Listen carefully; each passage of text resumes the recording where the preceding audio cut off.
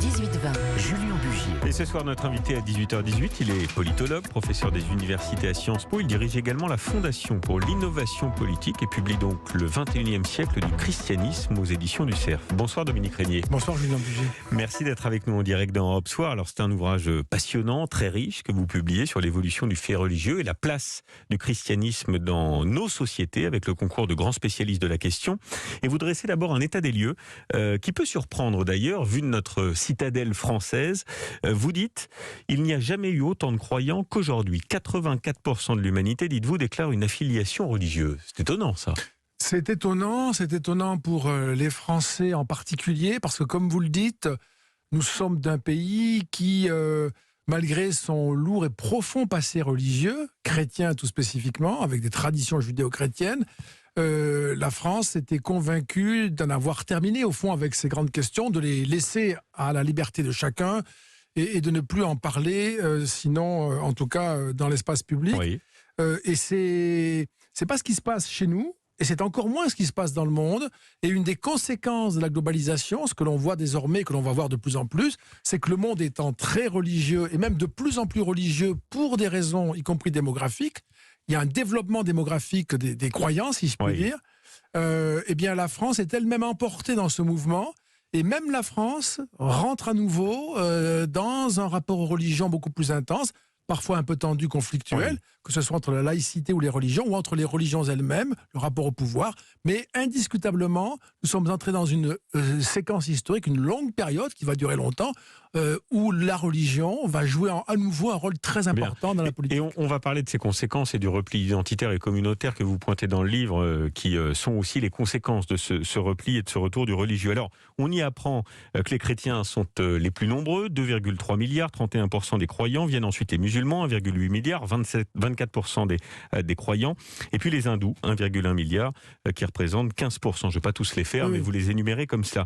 Alors, vous dites, vous l'avez un peu abordé dans votre première réponse, le retour du religieux, c'est aussi la conséquence d'un monde instable. L'insécurité, la peur de l'insécurité culturelle, la peur de l'avenir, la globalisation du monde, c'est ça qui favorise aujourd'hui le retour au religieux ? Alors, il y a des raisons mécaniques, hein. Par exemple, le fait que les femmes chrétiennes ont un taux de fécondité de 2,6 enfants, alors que la moyenne chez les femmes non croyantes, c'est 1,6. Oui. Chez les musulmans, c'est 2,9. Oui. Donc vous avez des religions portées par leur propre procréation qui font des enfants croyants et plus nombreux. Donc ça, c'est un facteur dynamique qui va se produire. Et puis, il y a, comme vous le dites, des grands sujets qui nous appellent, au fond, à penser, à prendre position, à prendre la parole.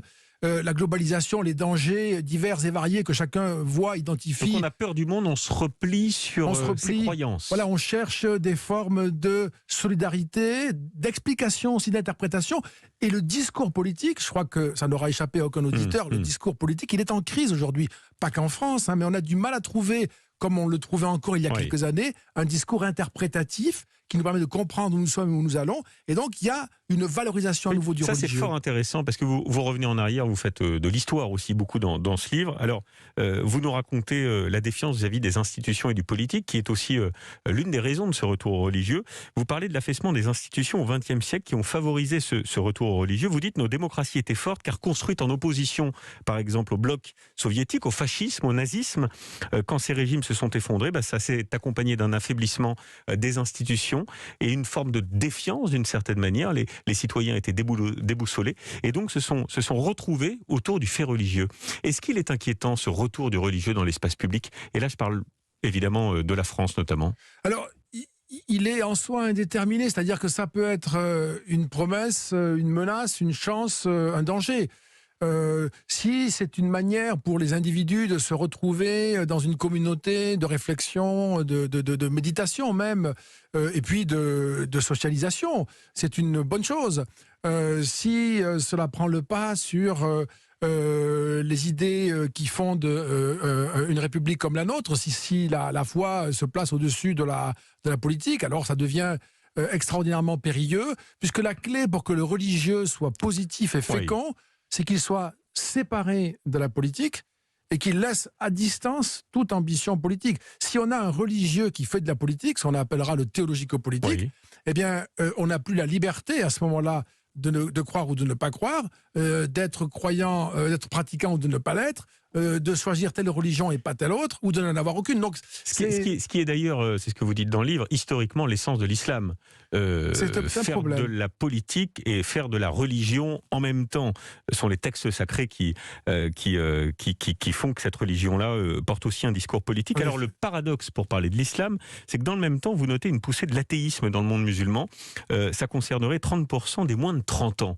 Alors, c'est étonnant parce que, évidemment, là encore, vu de notre citadelle française, on parle plus souvent de séparatisme et de radicalisme, donc de retour aux religieux de la communauté musulmane, plutôt que l'inverse. Est-ce que Oui. c'est le cas aussi en France, cet engouement pour l'athéisme d'une certaine manière? Alors, les musulmans, comme les chrétiens, sont travaillés par cette tension entre l'attachement à la religion et même la promotion de la religion, et puis une sorte de distance qui est prise d'avec ces grandes croyances.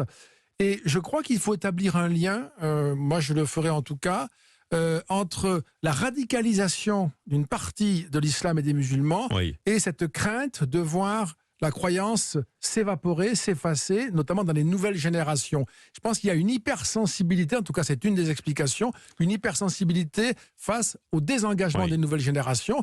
Et du coup, on va accorder à la religion et à l'appartenance religieuse à l'islam en particulier une importance quasi disciplinaire. En quelques mots, Dominique Régnier, est-ce que ce retour du religieux, quel qu'il soit, met à mal la conception française de la laïcité qui semble aujourd'hui pourtant quand même faire l'unanimité en France? On est le seul pays au monde pour lequel ça pose autant de problèmes d'afficher des signes extérieurs religieux. Est-ce que ça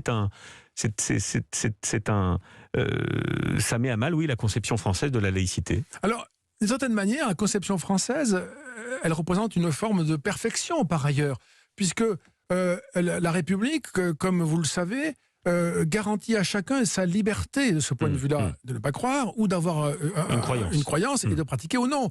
Et donc, elle protège ses libertés. Et la manière dont la République discipline l'expression de la religion en France, c'est déterminé par la nécessité de protéger la liberté, de croire ou de ne plus croire. Par exemple, il faut qu'on puisse abandonner une religion si on a envie de l'abandonner sans être persécuté. Alors une question peut-être plus politique et plus terre-à-terre aussi, pour terminer, Dominique Régnier, mais qui fait écho quand même à ce livre. Comment expliquez-vous aujourd'hui la droitisation de la société à laquelle on assiste et cette tendance aux factieux qu'on observe quand même un peu partout? Il y a eu cette tribune des militaires à la retraite, les gilets jaunes, et puis ces anti-vaccins et ces anti-masques avec des propos absolument ahurissants et des manifestations qui rassemblent quand même des centaines de personnes. Est-ce que ça n'est pas contradictoire avec ce que vous racontez dans ce livre? Alors, pour partie, c'est aussi ce qui alimente cette affirmation du religieux. C'est-à-dire, il y a, dans une partie de ces ressorts-là, un rejet de la science, un scepticisme à l'égard de la science, la recherche d'autres raisons. Alors, ça prend des formes diverses, et vous l'avez dit dans votre question. Il y a aussi une interrogation sur l'avenir de l'espèce humaine, sur pêle-mêle le réchauffement climatique, la fragilité du vivant, végétal ou animal, une sensibilité qui est très forte désormais à la fragilité du vivant. Tous ces sujets-là, ce que la technique fait à nos corps, par exemple, pour parler de la vaccination, la préoccupation elle peut porter sur ce que la technique fait à nos corps, ce sont des éléments sur lesquels nous devons discuter. Mais c'est aussi parce qu'il n'y a plus, la question précédente que vous posiez, d'interprétation politique, que l'on se replie sur les interprétations autres, alors parfois fantasmagoriques, complètement complotistes, et puis aussi parfois qui relèvent d'une sensibilité religieuse qui peut avoir un enracinement très digne. Bien, merci infiniment. On est en train de s'arrêter, Dominique Régnier, livre passionnant sous votre direction, le 21e siècle du christianisme à découvrir dans toutes les bonnes librairies aux éditions du Cerf. Merci. Merci beaucoup. Europe 1, Julien Buffet.